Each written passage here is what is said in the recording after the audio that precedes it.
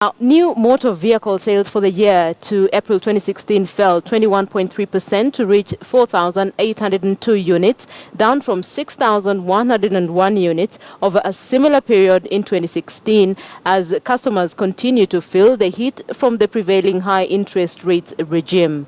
Market leader General Motors East Africa lost ground marginally, shedding 2 percentage points to hit 31.86% market share, with 1,530 units sold as compared to 1,867 over a similar four-month period in 2015. This is a decline of about 18.1%. Sales at competitor Toyota slid 37.8 over the period, with sales of 955 units, down from 1,536 previously.